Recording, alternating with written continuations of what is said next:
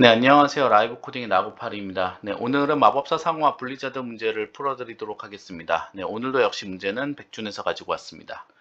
네, 문제를 화면을 캡처한 화면인데요. 네, 정답률이 24%로 이번에는 좀 난이도가 있는 그런 형태의 문제입니다. 제가 풀어보니까 뭐 특별히 어려운 부분이 딱 있는 건 아니지만 이 시뮬레이션을 모두 구현했을 때 코드의 양이 상당히 길어지게 되었습니다. 그래서 이제 코드가 길기 때문에 아무래도 이제 시간 안에 풀기는 좀 더 많이 어려웠을 거고, 그리고 구현량이 많아지다 보니까 실수하는 부분이 많아서 이제 정답률이 조금 떨어지는 이런 형태의 문제인 것 같습니다. 네, 문제 설명 간단하게 드리면 n이 최대 49인 n by n 2차원 배열에 각 칸에 구슬의 번호가 입력되게 됩니다. 그리고 게임 규칙에 따라 구슬이 파괴되거나 폭발되고요. 그리고 나서 구슬이 또 확대되기도 합니다. 추가가 되기도 합니다. 이렇게 됐을 때 폭발된 구슬의 번호의 합을 출력하면 되는 문제입니다. 지금 제가 여기서 이제 파괴와 폭발이라는 단어를 두 가지를 썼는데요. 이것은 이제 문제에서 그대로 가지고 온 용어이고요. 저희가 출력을 할 때는 파괴된 구슬은 포함하지 않고 폭발된 구슬만 포함해서 계산해야 되는 그런 형태의 문제입니다.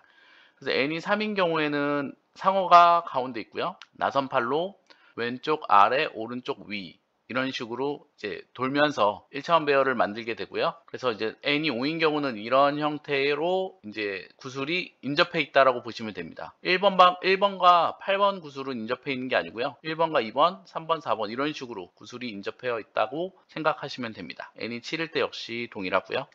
그래서 문제 이제 설명을 드리면 n이 최대 49인 n by n 2차원 배열에 각 칸에 구슬의 번호가 입력이 되고요. 그 다음에 게임 규칙에 따라 구슬이 파괴되고 폭발되는 이제 시뮬레이션을 하시면 됩니다. 그리고 구슬이 추가되기도 하고요. 그리고 폭발된 구슬의 번호의 합을 출력하면 되는 그런 형태의 문제입니다. 네, 아래는 이제 그 백준 문제에서 캡처한 화면인데요. 상어 기준으로 아래로 두 칸의 구슬을 파괴되는 이런 형태의 입력입니다. 입력에 의해서 이렇게 구슬 두 개를 파괴시키면 이런 형태의 공간에 구슬이 비게 되고요. 이 빈 공간을 여기서 채우고 그 다음에 이렇게 돌았기 때문에 이 구슬이 이쪽으로 채워지게 됩니다. 그래서 결과적으로는 이런 형태의 맵이 만들어지게 되는 것이고요. 그리고 이제 게임 규칙에 따라서 또 구슬이 파괴되는 경우인데요. 파괴되는 경우는 같은 숫자의 구슬이 연속해서 4개 이상 나오게 되면 그 구슬을 폭발시킵니다. 네, 그래서 이제 2 이렇게 4개가 연속해서 나왔기 때문에 이 부분의 구슬을 없애고 또 이 부분에 역시 3이 연속해서 5개가 나왔기 때문에 구슬을 없애게 됩니다. 그러고 나서 이 구슬 뒤에는 이 구슬이 갖다 붙고요. 이 구슬이 붙고 이 구슬이 붙고 이런 식으로 뒤에 있는 구슬들을 앞으로 당겨서 붙이게 됩니다. 그러면 이제 이런 형태의 2차원 배열이 다시 만들어지게 되는 이런 형태의 시뮬레이션을 구현하시면 됩니다. 뭐 연속해서 구슬이 폭발할 수도 있습니다. 이렇게 4개, 4개 해서 동시에 폭발시켰더니 그리고 구슬 합치면 이런 형태가 됩니다. 이 형태에서 다시 구슬이 1이 연속으로 5개가 나왔기 때문에 또 구슬을 폭발시켜야 됩니다. 네, 이런 식으로 폭발은 연속적으로도 발생할 수 있습니다. 네, 이제 이번에는 이제 구슬이 확대되는 것을 보여드릴 건데요. 보시면 상어가 있고 옆에 1이 연속으로 2개가 나와 있습니다. 그렇기 때문에 이거를 확대시키면 1이라는 구슬이 2개가 만들어졌고, 2개가 연속으로 있고, 그리고 그것은 1이었다. 이렇게 확대를 시켜주게 됩니다. 그래서 이제 2가 하나가 나오면 하나가 있고 그것은 2였다. 그리고 지금 같은 경우는 3이 또 나오니까 하나가 있고 그것은 3이었다. 또 2가 하나가 있기 때문에 하나가 있고 그것은 2였다. 하나가 있고 그것은 1이었다. 어디 갔죠? 네, 하나가 있고 그것은 1이었다. 네, 이런 형태로 구슬이 확대되는 형태를 표현해 주셔야 됩니다. 그리고 만약에 이렇게 확대되다 보면 이 전체 처음에 우리가 가지고 있던 이 맵 공간에서 구슬이 넘쳐날 수도 있습니다. 그렇게 되는 경우에는 이 넘쳐나는 구슬은 무시해 주시면 됩니다. 네, 보관을 하지 않는다라고 생각해 주시면 되고요. 제가 아직도 장기침이 조금 남아 있어가지고 네, 죄송합니다. 그래서 어떻게 풀 수 있을지 제가 생각을 해보면 이것도 역시 되게 간단합니다. 일단 입력에 의해서 구슬을 파괴하는 것을 구현하셔야 되고 2차원 배열을 1차원 배열로 바꿔서 푸는 로직을 구현하셔야 됩니다. 다시 말해서 2차원 배열을 나선팔 모양으로 이렇게 1차원 배열로 만들어 주시는 부분을 구현을 해야 되고 1차원 배열에서 빈 공간을 아까 파괴됐기 때문에 빈 공간을 제거하는 로직을 구현하셔야 되고 1차원 공간에서 연속된 숫자가 4개 이상 연속되면 그 구슬을 제거하는 로직을 구현하셔야 됩니다. 그때 제거하면서 구슬의 총 합을 점수의 합을 이제 썸해줘서 이제 이것을 나중에 출력해주면 되는 이런 형태의 문제이고요. 그리고 게임의 룰에 의해서 아까 구슬이 확장됐잖아요. 뭐 1이 1개면 1, 1, 뭐 1이 3개면 3, 1 이런 식으로 네, 그것을 이제 구현해 주셔야 되고 다시 또 시뮬레이션을 반복하기 위해서 1차원 배열을 2차원 배열로 바꿔주는 이런 형태의 로직을 구현해 주시면 됩니다. 네, 그래서 이제 좀 더 이제 디테일하게 들어가서 설명을 드리면 구슬에 의한 파괴는 간단합니다. 2차원 배열 입력을 받았을 때 아래로 두 개가 파괴되는 경우 이 상어를 기준으로 인덱스가 아래 방향으로 두 칸을 0으로 만들어 주시면 됩니다. 네, 이 부분의 데이터를 0으로 바꿔 주시면 되고요. 그리고 나서 이제 2차원 배열을 1차원 배열로 바꾸는 로직을 구현해 주셔야 되는데요.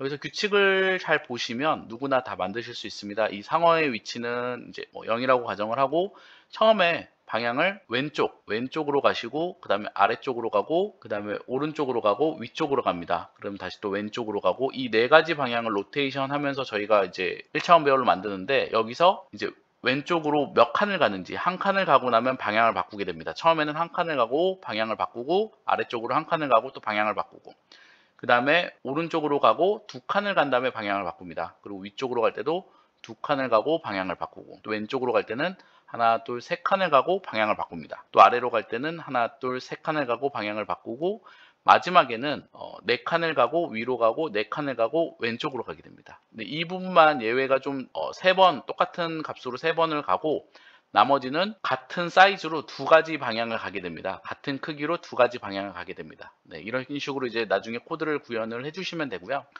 1차원 배열에서 이제 빈 공간을 제거하는 로직인데요. 1차원 배열이 만약에 이렇게 되어 있고 0,0이 비어있는 공간입니다. 그래서 이제 이 부분을 다시 이제 합쳐주는, 압축하는 그런 코드를 구현하면 0이 아니면 다른 배열에 그대로 복사, 0이면 넘어가고 2면 복사, 0이면 넘어가고 2면 복사 이런 식으로 구현을 해주시면 됩니다.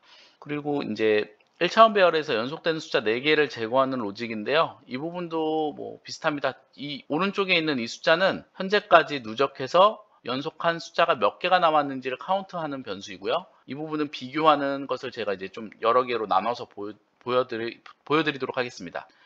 3하고 2하고 비교를 해서 다르기 때문에 이제 나는 한 칸만 같은 아이가 존재한다. 같은 칸이 존재한다라는 것이고요. 2하고 2가 같기 때문에 이번에는 두 개의 같은 숫자가 존재한다. 그리고 또 2하고 2하고 같기 때문에 이번에 하나를 증가시켜서 3개가 같다. 또 같기 때문에 증가시켜서 4개가 같다. 이번에는 다르기 때문에 하나가 같다라고 해주고 이 부분에서 아까 이전에 4가 있었잖아요. 그래서 한 칸, 두 칸, 세 칸, 네 칸이 같다. 이 부분을 0으로 만들어 주시면 됩니다. 이런 식으로 코드를 계산해 주시면 됩니다.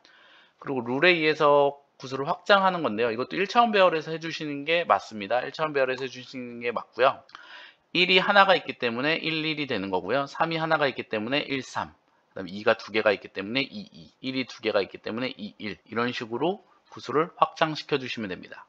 네, 이것도 뭐 역시 동일한데요. 1차원 배열을 다시 2차원 배열로 만드는 로직인데요. 이것도 똑같이 이전에 이 위에서 했던 2차원 배열을 1차원 배열로 만드는 것을 거꾸로 해주시면 됩니다. 네, 이거는 이제 코드를 짤 때 제가 코드를 재사용해서 짜는 것을 보여드리도록 할 거고요. 네, 오늘 강의는 여기까지 하겠습니다. 네, 오늘도 강의가 도움이 되셨다면 구독과 좋아요, 알람 설정 부탁드립니다. 네, 강의 들어주셔서 감사합니다.